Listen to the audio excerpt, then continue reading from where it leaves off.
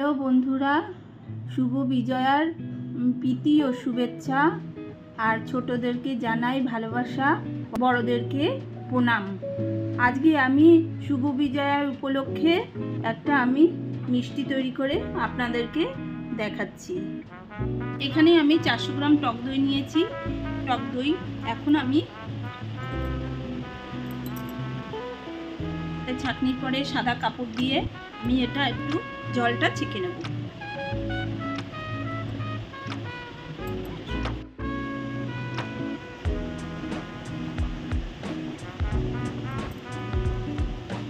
আস্তে আস্তে চেপে আমি জলটা বের করে নিচ্ছি।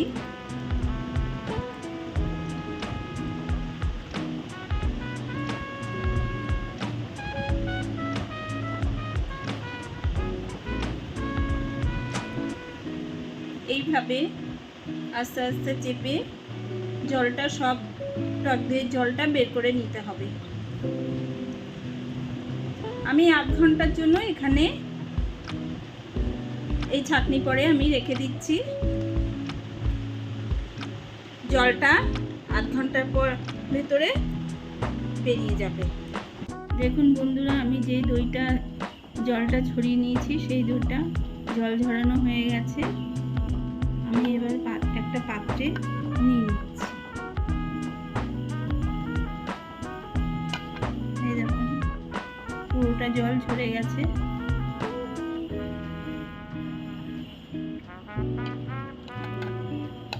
এবার আমি একটু কনডেন্স মিল্ক বানিয়ে নিচ্ছি। হাফ বাটি গরম জল একটু গরম করে হাফ বাটি জল দিয়ে দিলাম। জলটা গরম হলে আমি এর ভিতরে দুধ দিয়ে দেবো, মিল্ক পাউডার। এটা গরম হয়ে গেছে। এবার আমি আমুল দুধ এই ভিতরে ঢেলে দিচ্ছি। 6-7 চামচ আমি আমুল দুধ নিয়েছি। দুধটা ভালো করে গুলে নেব।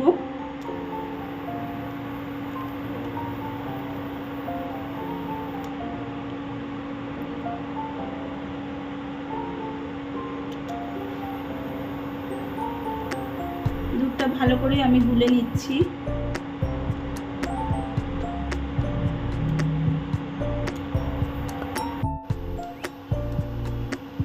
এই ভিতরে ছোট এক বাটি আমি চিনি দিয়ে দিচ্ছি। ভালো করে নাড়তে হবে। গন্ধ হওয়ার জন্য, একটু সুন্দর গন্ধ হওয়ার জন্য আমি এলাচের গুঁড়ো দিয়ে দিলাম। অল্প করে একটুখানি খাবার সোডা দিয়ে এখন আমি ভালো করে এটা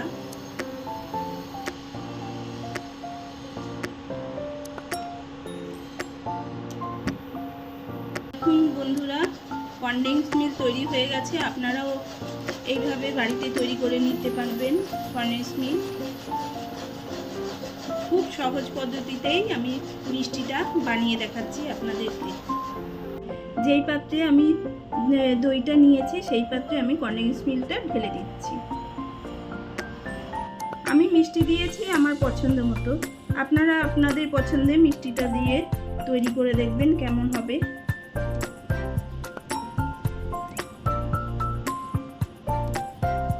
বাড়িতে বিজয় দশমীতে লোকজন আসে সবার বাড়িতেই।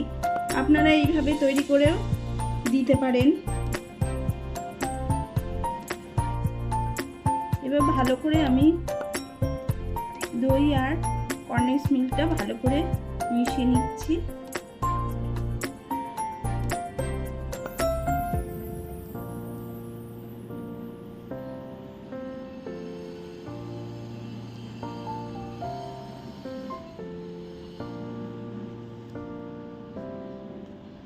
আমি এটা মিক্সিতে ভালো করে মিশিয়ে নেব।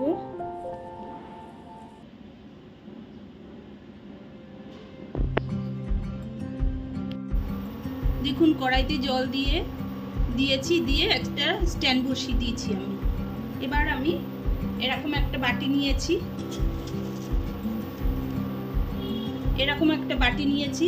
বাটিটায় আমি সাধারণ কাগজ দিয়ে বসিয়ে দেবো। এতে আমি ঘি আনালে সাদা তেল লাগিয়ে নেব, আপনারা বাটারও লাগাতে পারেন। আমি ঘি লাগিয়ে নিচ্ছি।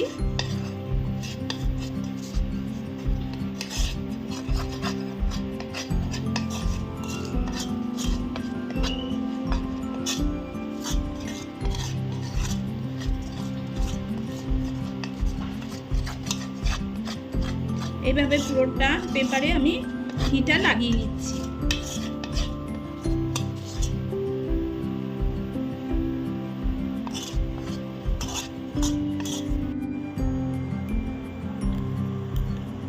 এটা আমি মিক্সিতে পেস্ট করে নিয়েছি।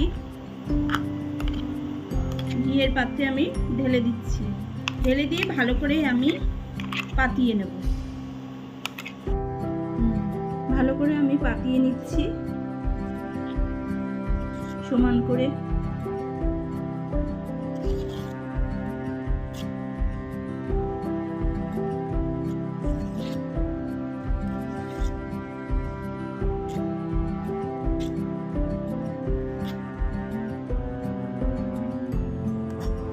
ভালো করে পাতিয়ে নিয়েছি।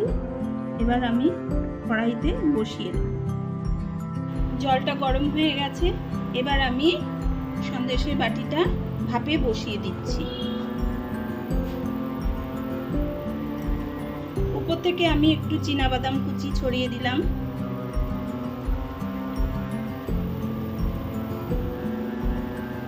একটু চীনাবাদাম কুচি ছড়িয়ে দিলাম।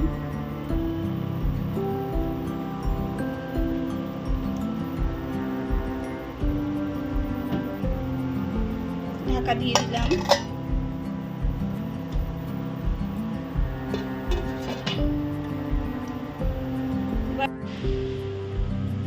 দেখুন বন্ধুরা, হয়ে গেছে। আমি একটা কাঠির সাহায্যে দেখে নিচ্ছি। এই দেখুন, কাঠির গায়ে লেগে নেই, হয়ে গেছে। আমি এবার নামিয়ে নেব। দেখুন বন্ধুরা, ঠান্ডা হয়ে গেছে। আমি এবার এটা প্লেটে নামিয়ে নিয়েছি। প্লেটে আমি নামিয়ে নিচ্ছি।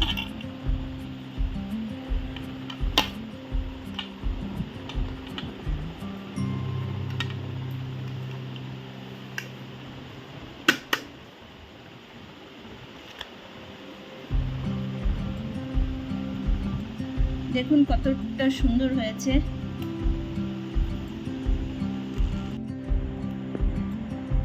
দেখুন আমি একটা প্লেটে নিয়ে নিয়েছি। এবার আমি পিস পিস করে কেটে নিচ্ছি।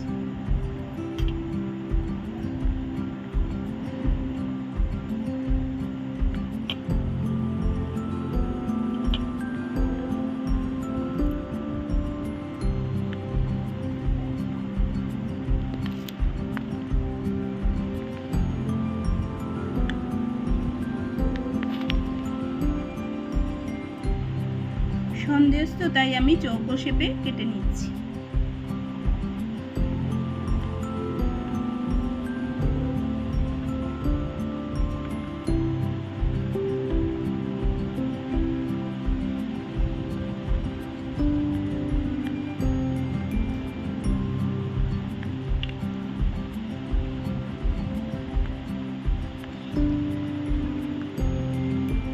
আমি চৌকো শেপে কেটে নিয়েছি। দেখুন কতটা সুন্দর লাগছে। এই দেখুন কতটা নরম হয়েছে।